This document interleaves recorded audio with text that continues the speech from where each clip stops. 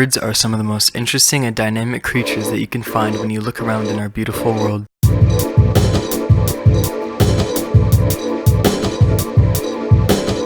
You can see birds anywhere.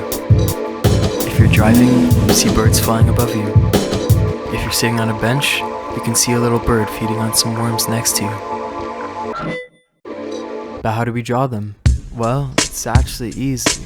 You need the head, you need the body, you need the legs, yeah, you need the wings. There's 6 main unique types of bird claws, each one important you need to show it off.